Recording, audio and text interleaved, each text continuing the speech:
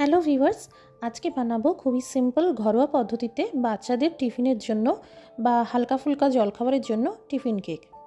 পাকা কলার সাথে আমি আরেকটি হেলদি উপকরণ ব্যবহার করে থাকি। এই টিফিন কেক একদমই নতুন স্বাদের খেতে হয়, বিশেষ করে বাচ্চাদের খুবই পছন্দ হবে। নমস্কার, আমি মৌ, আপনারা দেখছেন মৌয়ের সাথে রান্নাবান্না।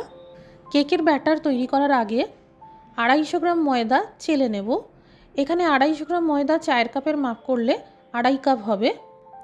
ময়দার সাথেই দিয়ে দিলাম আধা চা চামচ বেকিং পাউডার ও আধা চা চামচ বেকিং সোডা, আর যতটা ময়দা তার 4 ভাগের 1 ভাগ গুঁড়ো দুধ। এখানে 250 গ্রাম ময়দার 4 ভাগের 1 ভাগ হবে আন্দাজ মতন 60 থেকে 65 গ্রাম মতন। এখানে একটা পাকা কলা নিয়েছি, কলার খোসা ছাড়িয়ে নিলাম, এবার গ্রেট করে নিলাম। আপনারা কলা ম্যাশ করে নিতে পারেন অথবা মিক্সিতে সামান্য দুধ দিয়ে পেস্ট করে নিতে পারেন। এই গ্রেট করা পাকা কলা ময়দার মিশ্রণে দিয়ে দিলাম।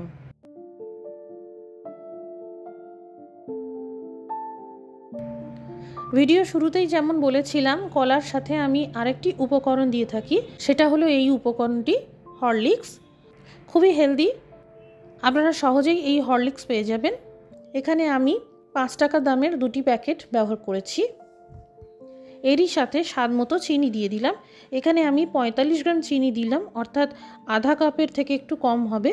তবে আপনারা যে যেমন মিষ্টি পছন্দ করেন সেই বুঝে চিনির ব্যবহার করতে পারেন। ফ্লেভার তো যে কোনো পছন্দসই দিয়ে কেক বানানো যায়, তবে একবার পাকা কলার সাথে এই হরলিক্স মিশিয়ে দেখবেন, দারুণ টেস্ট হয়। এবার সামান্য করে দুধ দিয়ে মেশাতে থাকবো আর একটা মসৃণ ব্যাটার তৈরি করে নেব। খুব ঘন নয়, খুব পাতলা নয়, এই রকম থকথকে ব্যাটার তৈরি করতে হবে।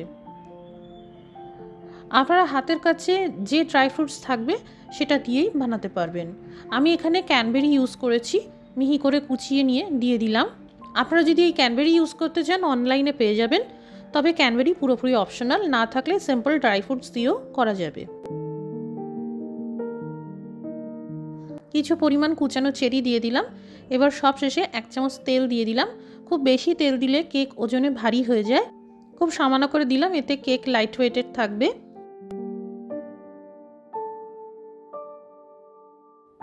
এখানে একটি কাপকেক ট্রে নিয়েছি, পেপার কাপসগুলোকে বসিয়ে দিয়েছি।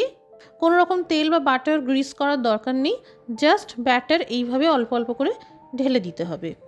একদম পুরোপুরি ভরে দেবেন না, একটু জায়গা রাখবেন, এতে কেক বেক হওয়ার সময় ফুলতে পারবে আর কেকের শেপটাও নষ্ট হবে না। কড়াই বা কুকারে এই কেক বেক করে নিতে 30 মিনিট সময় লাগবে, আর মাইক্রো ওভেনে 35 মিনিট সময় লাগবে, তবে সময়ের তারতম্য হতে পারে। ওপর থেকে সামান্য করে আরেকটু কুচানো চেরি দিয়ে সাজিয়ে দিলাম। আমি মাইক্রো ওভেনে এই কেক বেক করে নিচ্ছি। প্রথমে 180 ডিগ্রি সেলসিয়াসে আমি 1 মিনিটের জন্য প্রিহিট করে নিলাম। এবার এই বেকিং ট্রেটা দিয়ে কেক বেক করতে দিয়ে দিলাম। প্রথমে 25 মিনিটের জন্য দিলাম, তারপর প্রয়োজন হলে আরও 10 মিনিটের জন্য কেক বেক করে নেওয়া যাবে। মোটামুটি এই টিফিন কেকগুলো বেক হতে 35 মিনিটই সময় লাগলো।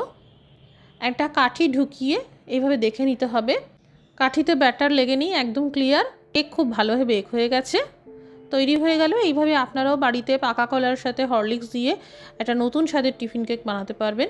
ফ্লেভার তো অনেক কিছুই দেওয়া যায়, তবে একবার পাকা কলার সাথেই হরলিক্স দিয়ে বানাবেন, খুব সুন্দর খেতে হয়।